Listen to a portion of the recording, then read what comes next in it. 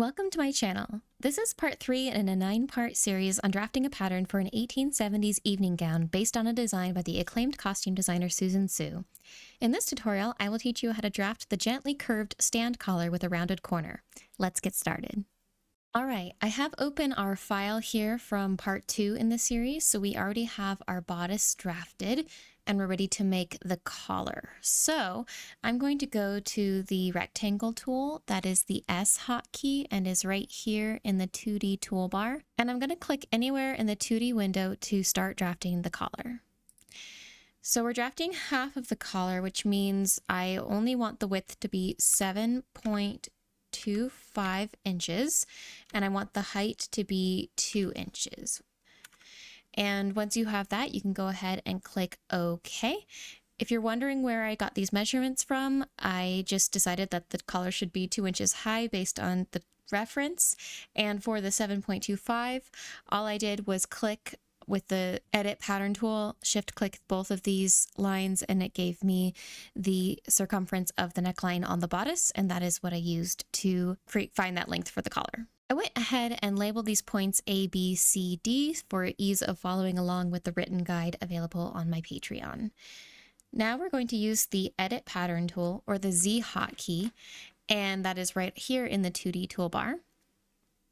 And we're going to right click line CD, which is down here, and choose change length here in the drop down menu. And for the length, we're actually going to make it 7 inches. So we're taking away 1/4 of an inch, and from direction, we want it to say start. Once it looks good, go ahead and click OK. And now we want to change the height of the center back. So we're going to right click line BD and the same thing, choose change length from the drop down menu. And we're going to make it a little bit taller, so 2.25 inches, and the direction we want to be end. So it raises the center back at the top of the collar and not at the base. Click OK. Now the reason why we shortened this lower line smaller than the neckline is because now we're going to go ahead and slash it to add a little bit of curve, which is going to make it sit nicely around the neckline.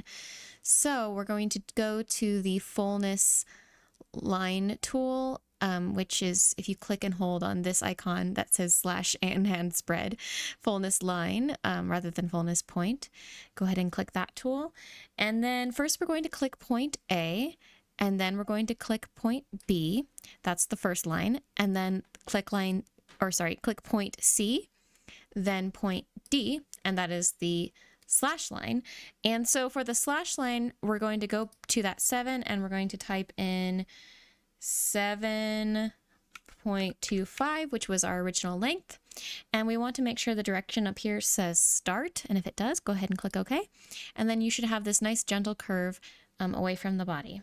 Now we want to add some stylistic details to this collar, and that is a nice curve right here in the corner where it meets in the center front.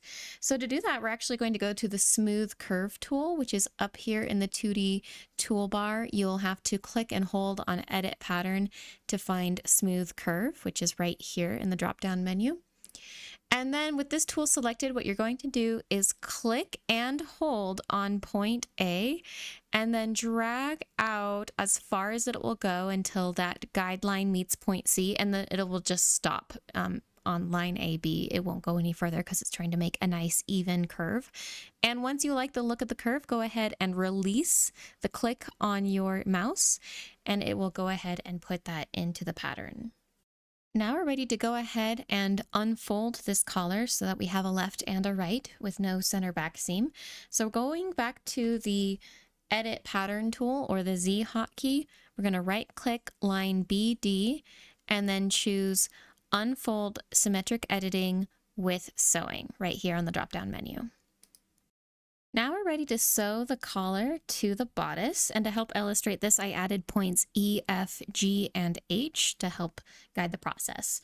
So we're going to go to the M to N free sewing tool, which is over here in the 2D toolbar. You actually have to click and hold on the free sewing tool to choose M to N free sewing right here. So go ahead and choose that. And with that tool selected, first you're going to click point E on the bodice, and then click point F on the bodice, that's on the bodice front. Then go to point G and then point H. And once all you have those lines selected, you can go ahead and press enter to confirm that side of the sewing. And then on the collar, you're going to click point C and then point D and then press enter. Notice that I was working primarily with just one side of the bodice, so not switching sides around.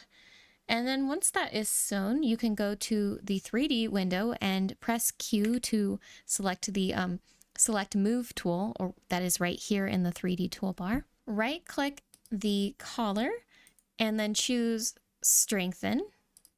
And that's just going to give it a little bit of bulk, kind of like it's has interfacing sewn to it, so we can see it a little bit more accurately. And then right click the collar again in the 3D window and choose superimpose side. And that's going to put it hopefully somewhere close to the neckline so that when you then press simulate, it will sew and simulate just fine. And that is how you make the collar for the bodice, which means that this part of the tutorial is concluded, and I will see you in part 4.